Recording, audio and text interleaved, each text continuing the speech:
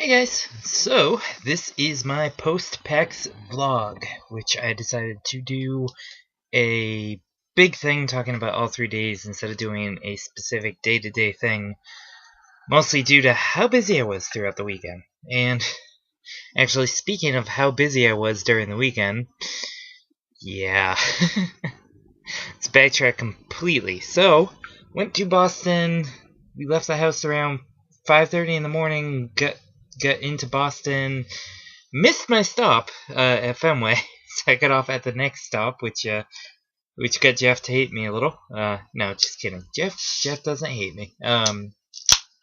Opening the sun kissed on camera. Wow, I'm blanking completely. There we go. Let me restart there. So yeah, missed my stop. Jeff met up with me like 10 minutes after that. We went back to his place. I dropped all my stuff off. We hung out for like little over an hour, and then I took the T back towards the Boston Convention Center, which I've never been to before. I usually get off at the Heinz Convention Center, because that's actually where Boston Comic Con is, as opposed to PAX East, which is at the Boston Convention Center, which is a much different area, much bigger. And yeah, so I walked into the convention center after walking about a mile from South Station, which wasn't really that bad of a walk. It's actually really, really nice area. Wasn't that cold out. All I had was my green backpack on my shoulders back here, hence backpack. Had a coat. Had two coats on. Yeah, one was my trench coat that I usually wear with the Deadpool costume, which I decided not to bring with me. The other one was my my N7 Mass Effect 3 jacket, which is a very comfortable, very awesome jacket. If you've seen any of my pictures from the show, you can check them out on my Facebook, which is not private, so it's very easy to look up my PAX East pictures. But oh, and I have my Deadpool gloves, my very awesome Deadpool hat, which I'm not wearing in this video. I decided not to wear the Deadpool hat in this video and wear my normal hat instead. But 2.5 minutes, and I haven't talked about the, so I walk into the convention center and go to pick up my media press badge, whatever you want to call it, media badge, which is right here.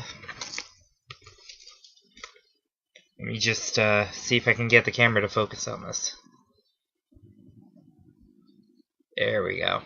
Yeah, but it was actually really easy to pick this up. Mention my name, mention who I was there representing, which I couldn't remember if it was New Comic Day, Why I Love Comics, or the Outhousers that I signed up through. But I said Why I Love Comics first, mention my name, didn't need to see my ID or anything, which was surprising. But he was able to find it really, really easily. And this is probably one of my favorite press badges that I've had so far. And it's a pretty awesome press badge.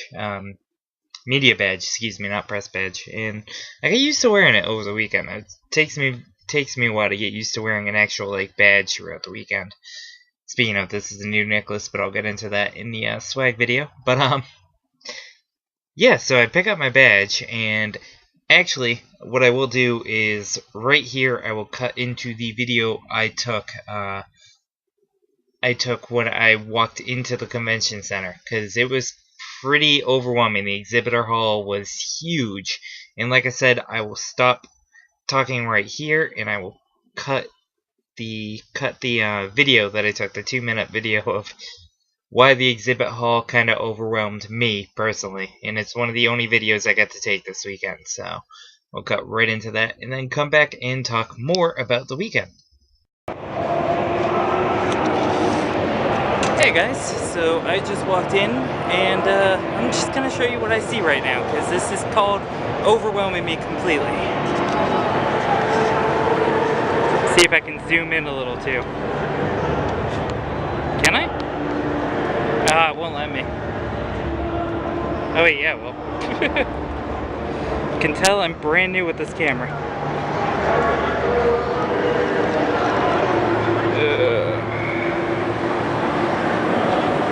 Insane. Oh, this is so awesome. Okay. It's definitely somewhat what I was conceivably thinking it would be, but still, this is pretty damn awesome. Alright. There. Alright, I'm gonna stop recording now. Alright, so as you can see, I was pretty overwhelmed the whole time. And yeah. So I walk into the convention hall, and I'm walking around, kind of getting the lay of the land. Because what I like to do is, at most conventions I attend, Boston Comic Con is the only exception to this, is I'll do a walk around first, after dropping my stuff off wherever I'm keeping my stuff that weekend. But I have my stuff on me this weekend, so I left it with me. But yeah, like I said, is usually I like to walk around, and I started on the far end of the convention hall and kind of was going aisle by aisle, kind of, like I said, to get a lay of the land, see how everything's set up. And Corey Williams walks by me. SMP Films, dude like hella. He's dating Cater17, who is another awesome YouTuber. I watch both of them. They're both vloggers, make short films. They're just really nice, awesome people whose work I enjoy. And I'm like, I do a double take, because I'm like, is that Corey? What is Corey doing here? And I even search on Twitter just to make sure that Corey is actually there. What I didn't know at the time, and I didn't find out until later that day, is Kate was actually there through Magic the Gathering as their Chandra. Hopefully I just said that name right. It's also a friend of mine, so I'd hope I get the name right, because a friend of mine is named Chandra. I talk with her and Claudio every New York Comic Con, so I'd hope I'm getting that name right. But their character Chandra is who Kate was there cosplaying as, and it's just a very awesome costume that she had, and I even got this pair of awesome goggles and a flash drive of their new game, their new iOS game, Magic's new iOS game, that I will be reporting on, doing a write-up on, hopefully in the next couple days, because that and Saints Row I have to do write-ups on. But yeah, so I said hi to Kate, reintroduced myself to Corey, talked to them for a couple minutes, and failed miserably at using the iPad that the guy had after taking our picture. And it's really cool to meet them, because I've been watching them forever, and they're just the coolest YouTubers. I hadn't been able to check them out on their tour, because I was busy when they came through Massachusetts, so I wasn't able to see them then. So it was really great getting to meet them. They're nothing but nice. We even took a picture later in the weekend of the three of us, and Corey took my camera and did like what he must have done all the time when he was taking do like hella videos. And I even cracked the joke that it felt like a do like hella video. And they are just the nicest, sweetest people to get the chance to talk to. It's funny, because through the weekend I get to meet everyone from Jesse Cox to Gerard and Greg from The Completionist, and Greg is obviously the mediocreist, as the joke is. See, who else did I meet? Dodger. Walked by Holly Conrad. I didn't say hi, because I was being kind of stupid at that point, because I kept seeing her on her phone and assuming she was pretty busy. I'm actually going to invite her and Jessica on the podcast at one point soon, because I love the Crab Cat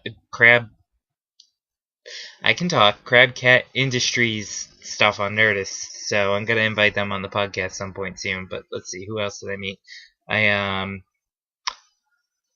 I met Video Game Awesome. For those that don't know Video Game Awesome, they do this awesome show on Twitch, and then they put it on YouTube, and they play different video games. It's Fraser Agar, Becky, Deacon, Kyle, and Ben. And I talked to Deacon and Ben at length for a little while. It was like 20 minutes. While Fraser and Becky were interviewing one of the developers. I think they were actually talking to the guys that do. Oh wow, I'm blanking on the game name. It's terrible. Was there anyone else I met over the weekend? Oh yeah, MC Frontola. I finally get to get a picture with, introduce myself to him, and nicest guy on the planet. Paul and Storm I said hi to too, because I've had Greg Benson on the podcast, and I know of Paul and Storm thanks to Greg Benson, because he's awesome. Same with MC Frontola, and no MC Frontola because I had him on the show in that first year. Had him on the podcast in the first year. Excuse me. He didn't remember me, but I mean it's not a big deal because it's been almost like 2.5, 3 years since I had him on the show, so I didn't expect him to completely remember me. But it was really cool to finally get a picture with Front and talk to him for a couple minutes, even if I was being awkward as shit. It was very awkward with certain people at moments, like the conversation I had with Tala Silver at the Marvel booth. I was very awkward for whatever reason. I have no idea why I was as awkward as I was, because friends with Jay-Zor and, had Jay-Zor on the podcast. So it's like, why am I awkward around Silver? Didn't meet Kit, because she wasn't around when I was talking to Silver. I think her and Steven must have gone out to lunch at that point. But hopefully I can have Kit and Silver on the podcast some point soon, because they're awesome. Trying to think of what else, like what other random YouTube celebrities I met. I hung out with my friend Danny, who does stuff for Royal Flush, which I can throw a link to in the description below. But her Twitter handle is Royal Flush Gal, and she's the sweetest person, and she's just so cool, and I love getting to spend time with my friends that I met her through New York Comic Con last year. We did the Venture Brothers press room thing together, and she's just beyond awesome. And yeah, obviously this is a gaming convention, so I spent a lot of time in the indie game area, playing everything from Outlast to I have a list actually in front of me because I'll be talking about best of show. We all get to play Transistor. Me, Danny, and everybody she was with. We all get to play Transistor, which is the new game by the guys that made Bastion. I'm forgetting the name of the developer right now, but it's the most. I'll talk about it at length. I keep trying to fix my glasses. I'll talk about it at length in the best of show, but it's just an beyond amazing game, and I've never had that. Like I said, I'll talk about it because it's really tough to talk about it without talking about why it was one of the best in show, because I'll talk about it in the best of show video, but it's just an amazing game. That Super Time Force, I think, was the name of the one that was in the... I'm dropping stuff. What did I drop? I don't know what I dropped. Super Time Force was another one we get to play during that time period, and it's a lot of fun. That was in the oh wow, I'm blanking. Double Fine booth. Double Fine and Cappy had a booth together, and it was just an awesome booth. And Raise the Dead was another one I played. Outlast.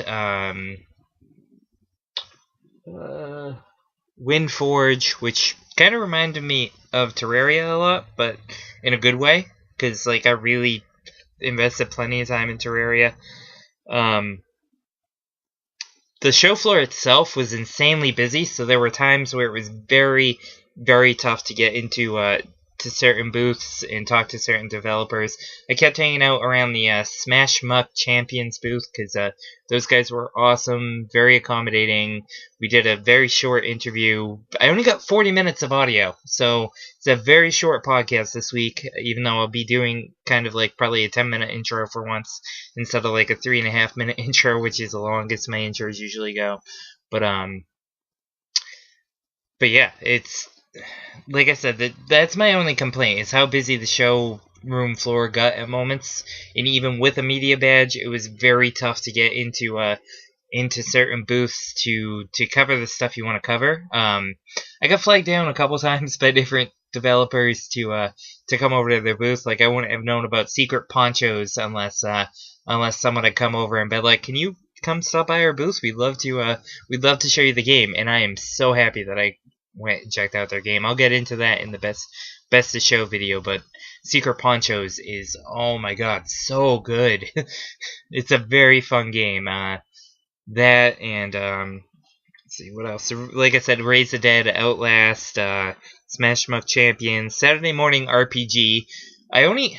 I played like 3 or 4 iOS games, which I was very hesitant to do because I don't like to cover iOS games because I mean I play Angry Birds, Star Wars. I play a lot of different random indie games, random iOS games, but none of them blow me away. Like they're just time savers. But Saturday Morning RPG and like what was another one?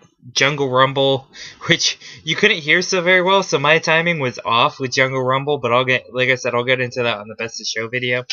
And it's a very fun game. In fact, the only AAA title, and this obviously isn't related to iOS stuff. This is just me talking about like the bigger games, like how you can see like a little Batman in the background on a sticker right there, and some Ghostbusters stuff. But yeah, the only AAA title I really covered was Saints Row the Fourth, and I'm still working on my write-up for that because I'm trying to find the right way to write that up.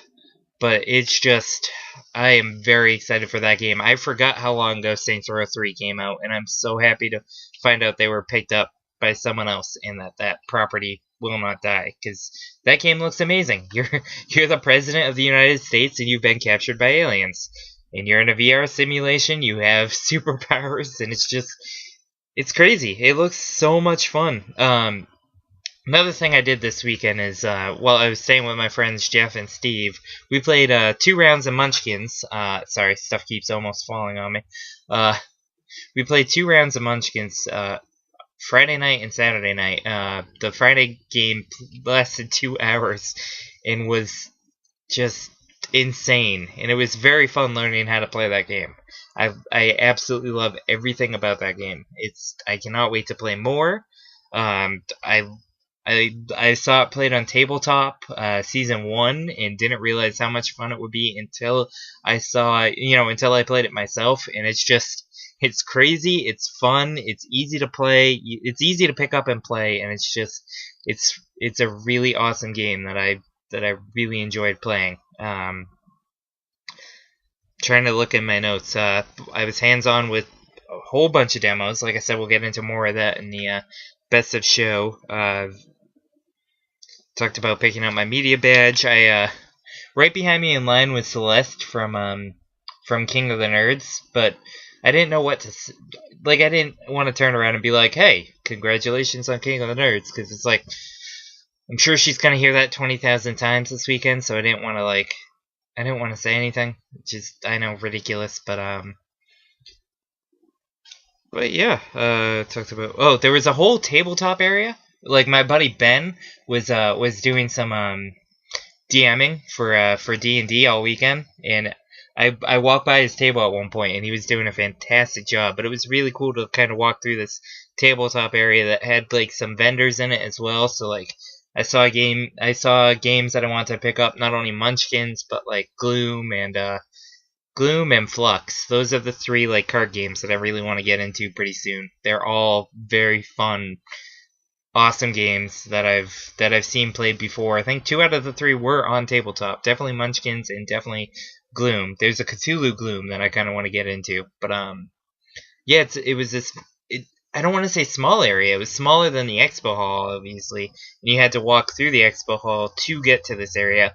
Or I guess there was an entrance on the bottom floor to also get into the convention hall, which I didn't know. I kept taking the main entrance the whole time. But yeah, it was a really cool area, and I kind of want to get into some tabletop stuff, especially because of Will Wheaton show Tabletop, because I love that show. Which they just announced season 2, which I'm pretty excited for. The business of the show floor, though, like I said, it did get busy on all 3 days, surprisingly. Usually Sunday's a kind of quiet day, Friday's a day for people, like, I'm talking conventions in general, especially like New York Comic Con, or Boston Comic Con, or even some smaller shows that I've been to. This was my first PAX East, and I will definitely be covering it next year if I get a media badge again. well, when I get a media badge again, because as long as I do all this coverage, and I'm sure they'll let me back. And now that I know what I'm doing for the second year, it'll be much different. And you guys will be seeing a lot more like indie game coverage from me, because not only will I be doing like the podcast stuff, I'll be doing more video stuff on the YouTube, like you're seeing it on the YouTube, on my YouTube, not the YouTube. But it's a show that I really like. I really like PAX East, except for it was incredibly overwhelming, as you saw in that video that I'll be splitting in the video from. It's a very awesome show, very tough to describe. I got to meet some of my favorite YouTubers, got to take pictures with them. I got to talk to a lot of developers, which, like I said, I'll be getting into the best to show video about some of those developers, because they're the nicest, coolest people that I just got to sit down and talk with. And I wish I could have gone to GDC, but that's just not in the cards with how things are for me at the moment. But yet to kind of end this PAX vlog is, I just want to say, if you do have the chance to get a ticket to a show like PAX East and you're a gamer, or, you know, even if you're just the most casual, average gamer on the planet, it's a very fun show that I highly recommend going to, because there's a lot to see, a lot to do. There are plenty of different people to talk to and just learn about and play their games and discover new games, because there's so much cool stuff in the indie area that I'd highly recommend. But yeah, like I said, my only complaint was the fact that even with my media badge, it became so overwhelming at points, and the crowd was so crazy and hectic that it was really tough to get into certain areas at certain moments. I did get to go to all my scheduled appointments, though I kind of wish I had been able to get a lot more audio than I did. But it was great to hang out with the Awesome Knots guys and find out more about one of my favorite developers and play that new Awesome Knots map, because it looks insane, and I can't wait to talk to them on a full episode, and even maybe do something similar to what Jesse does, where he plays with the developers and interviews and talks with them about the game, because I would love to do that. Because now that I'm doing a little more Google Hangout stuff, you can do a file share. It's like a screen share thing, and I think I'd just boot up the game and talk to them from there, because I think that would be a really fun idea. But yeah, awesome show.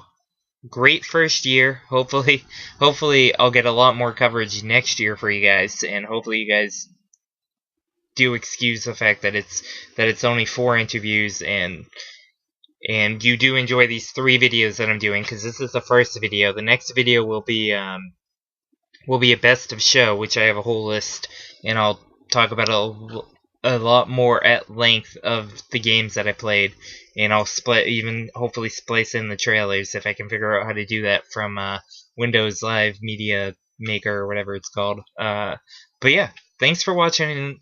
Thanks for watching this one, guys.